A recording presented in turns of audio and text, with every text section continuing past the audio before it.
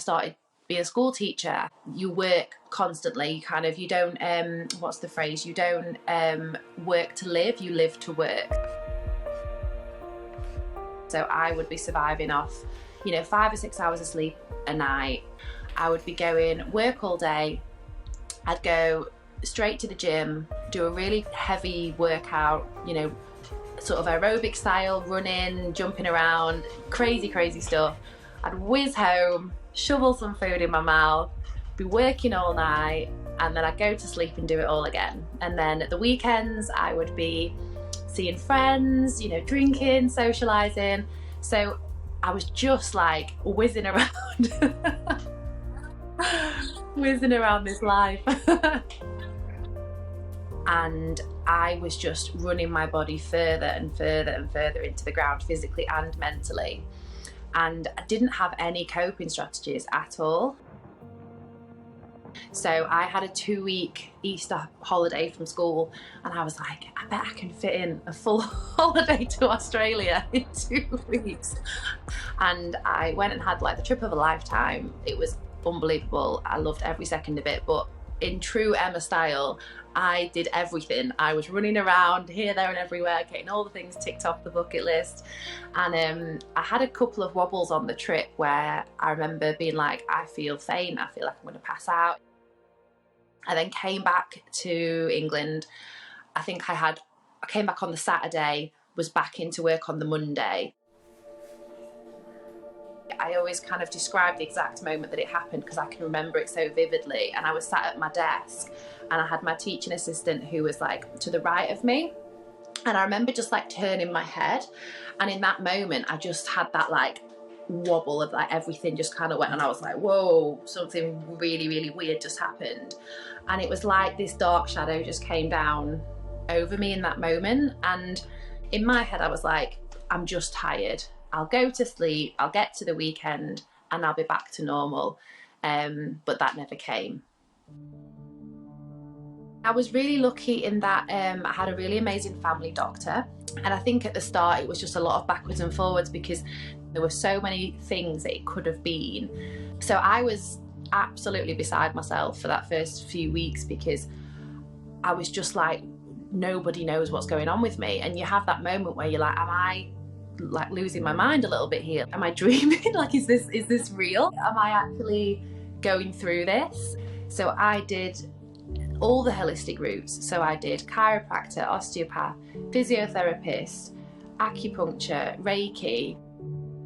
I think my parents were just so concerned for me, like physically and mentally, because they could see me spiraling. And I'd gone from being this bubbly, positive, like, very quite confident, and all of a sudden I was this like tiny shell of a person that couldn't even leave the house. So yeah, I ended up handing my notice in, and then I left by the Christmas. And that was hard. It was really hard. I couldn't see how I'd be able to work again. I was like, what job can I do where I'm like, hey, do you want to employ me? I can't really walk in a straight line. I can't really see properly at the moment. I was like, what am I gonna do? I remember being at my parents' house and just doing laps of the garden. My dad would come home from work on his lunch and I'd just be doing circles in the garden. And I just used to think he'd be looking at me going, what's she doing? But it was the only thing that I felt safe doing, because I thought if I left the front door, I'm out into the big wide world and I don't feel safe. At least if I'm in my back garden, I can do my laps and I'll be okay. And then I thought, right, I need to be doing other stuff. I need to be trying to find something that I can move my body with. And that's when the yoga and meditation came in.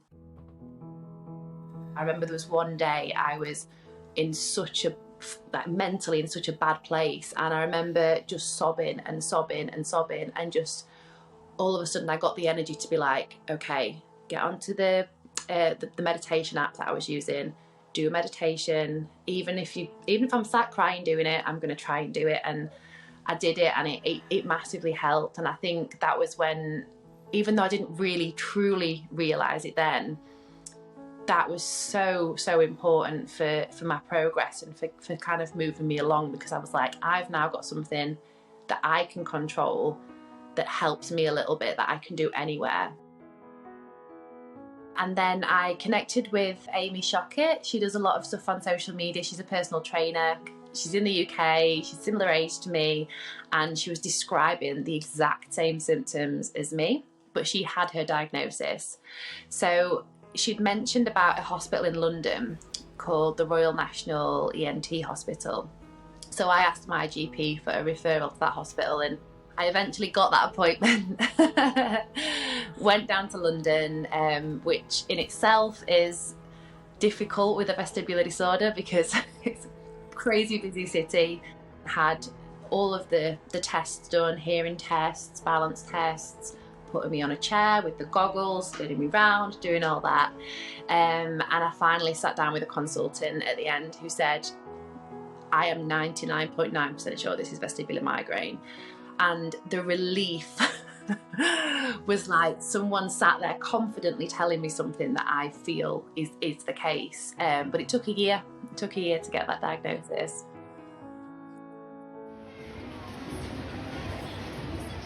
So my life started to improve quite a bit. I'd made quite a lot of progress. I'd started running, I'd started getting back into my fitness quite a lot, and I was still very up and down, and I was still having a really difficult time with my health. And then lockdown happened, COVID happened. I was like, oh, yoga was really good when I was stuck at home last time. So then I picked up the yoga again, and started doing classes online that the other teachers were offering, doing YouTube videos again.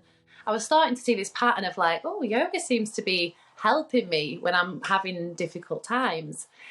And then I had one of those, they call it like a sliding doors moment, where I was about to apply to do a master's in speech and language therapy. And one of my really good friends, he kind of sensed that my heart wasn't in it. And he said, well, if you could do anything, he said, forget what anybody else thinks, what would you do? And I was like, do you know, I'd love to be a yoga teacher. And he went, right, okay. And I went, I can't do that. I've got all this, I said, I've got my degree, I've got my post. I said, I can't throw all that away. And he was like, Emma, your happiness is so important. If that's something that you want to do, don't worry about what other people think. Those that matter will still love and support you no matter what you do.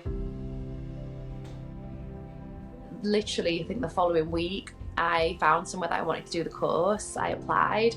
And yeah, here we are now, and it's one of the best thing. I mean, it's one of the best things, if not the best thing that I've ever done.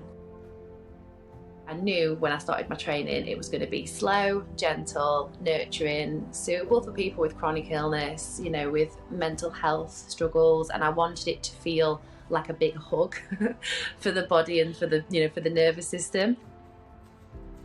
And when I'm teaching my classes, I often start off by letting people take a body scan for the physical body and the mind, and saying to them, we're not looking to change anything, we're just going, hey, this is how I'm feeling today, I'm okay with that, I accept it, and you know, tomorrow's a new day and we'll deal with that when it comes.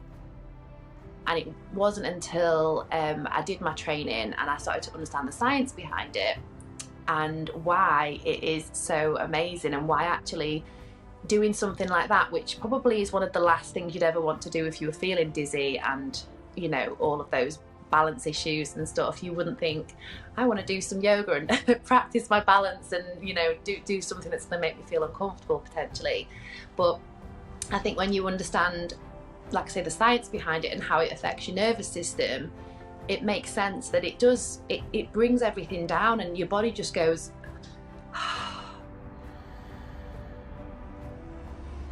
Massage was one of the things, you know, when I mentioned earlier about all the different things that I tried, holistic routes and otherwise, massage was one of the things that when I did that, I was like, oh, I actually felt a difference when I came out of that appointment, like a significant difference, where I thought I would do that more regularly. So I was like, you know, same with the yoga, I was like, right, okay, let's research it. How can I qualify as a massage therapist? How can I integrate this with my yoga? So I started just a few weeks ago. So I rent like a little therapy room, which is kind of really close to where I teach my yoga.